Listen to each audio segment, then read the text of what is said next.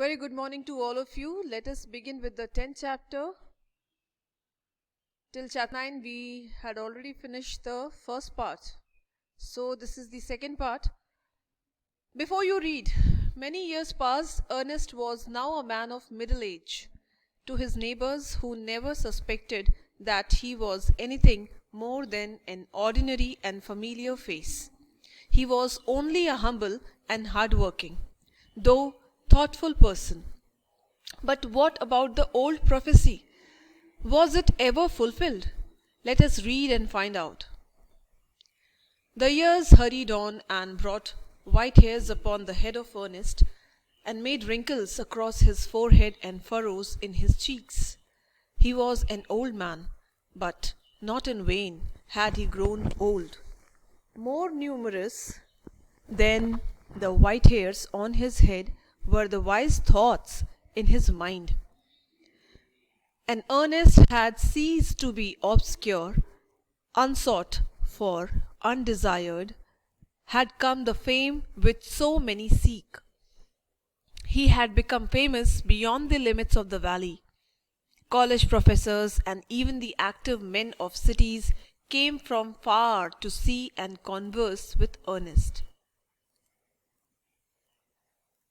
And he received them with gentle sincerity and spoke freely with them of whatever came uppermost, or lay deepest in his heart, or their own, in his heart or their own.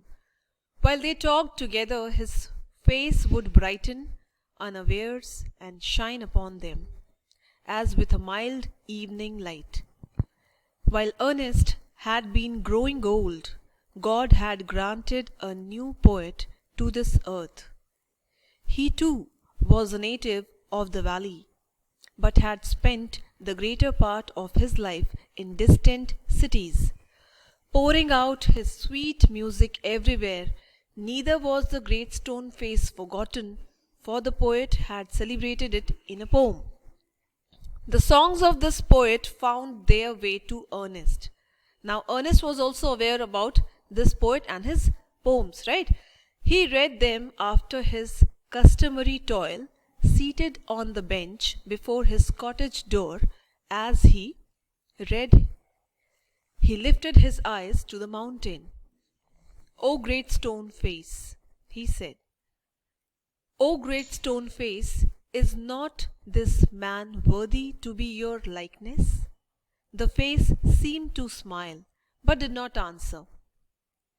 Now it happened that the poet, though he lived so far away, had not only heard of Ernest, but had thought much about his character, and wished to meet this man, whose wisdom walked hand in hand with the noble simplicity of his life. One summer day, therefore, he arrived at Ernest's door, where he found the good old man holding a book in his hand, which he read, and then, with a finger between the leaves, looked lovingly at the great stone face. So, children, are you getting a hold and try to connect this part of the chapter with the previous one, which we have already read before our winter vacation started? Right now, do you think that Ernest is still looking for the one who has been talked much in the prophecy, or is he carrying on with his life and forgetful of the prophecy, and now he's busy, he has become famous, he has earned a lot of name and respect to himself, and his mundane life is going on? What do you think? Is he still waiting for the person to be found?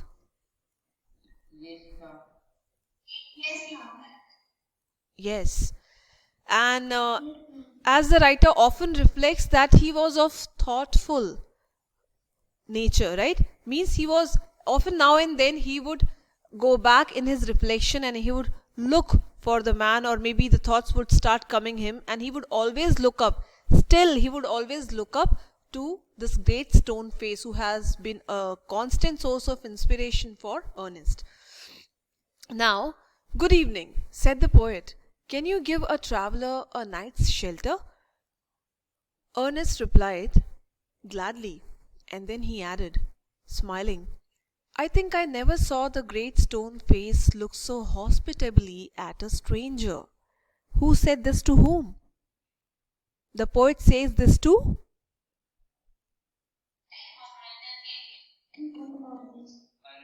Correct. Correct. The poet says these words to Ernest himself. Now look at this illustration. This blue man in tuxedos and a bag by his side, he seems to be the poet, right? And the man who is still there with books in his hands, sitting on the staircase, is the Ernest. Now, the poet sat down beside him and he and Ernest talked together. Never before had the poet talked with a man like Ernest, so wise and gentle and kind. Ernest, on the other hand, was moved by the living images flung out of the poet's mind. Moved, was moved, was moved. What do you mean by this line? That somebody was moved by the living images which were speaking from the poems. Yeah, was touched, was deeply, resonated with the feeling. He deeply connected. He could feel the imagination created out of the poetry of this man, right?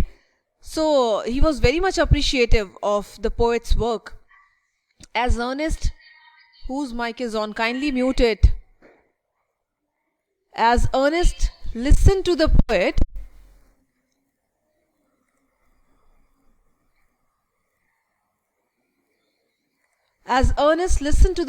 he imagined that the great stone face was bending forward to listen too. He gazed into the poet's eyes. "Who are you, my gifted guest?" he asked. The poet laid his finger on the book that Ernest had been reading. "You have read these poems? You know me, then, for I wrote them." Again and again Ernest examined the poet's features. He turned towards the great stone face, then back. He shook his head and sighed. "Why are you sad?" inquired the poet. "Because all through life I have awaited the fulfillment of a prophecy, and when I read these poems I hoped that it might be fulfilled in you." "You hoped?" answered the poet, faintly smiling. "You hoped to find in me the likeness of the great stone face.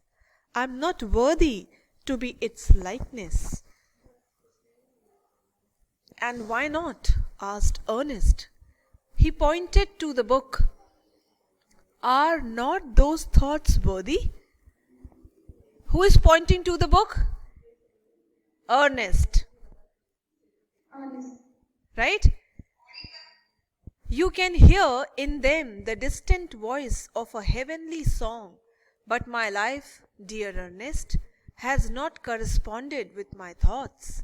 I have had grand dreams, but they have been only dreams. Sometimes I lack faith in my own thoughts. Why then, pure seeker of the good and true, should you hope to find me in the face of the mountain?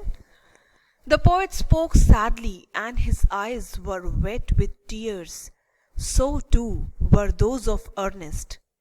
At the hour of sunset, as had long been his custom, Ernest was to speak to a group of neighbors in the open air. Together he and the poet went to the meeting place, arm in arm. From there could be seen the great stone face. So they approached a place where a meeting was to be held, and that face was very near. The place was located in such a area where the view of the great stone face could easily be seen by everyone. Ernest threw a look of familiar kindness around upon his audience. He began to speak to the people what was in his heart and mind. His words had power because they agreed with his thoughts, and his thoughts had reality and depth because they harmonized with the life which he had always lived. It was not mere breath that the preacher uttered, they were the words of life. Means whatever Ernest was saying, it was so felt and people could connect with it. It was matching with the speaker. It was something which the speaker had believed throughout his life, and he was already aware with the audience with whom he was talking to. A life of good deeds and selfless love was melted into them. The poet, as he listened, felt that the life and character of Ernest were a nobler strain of poetry than he had ever written.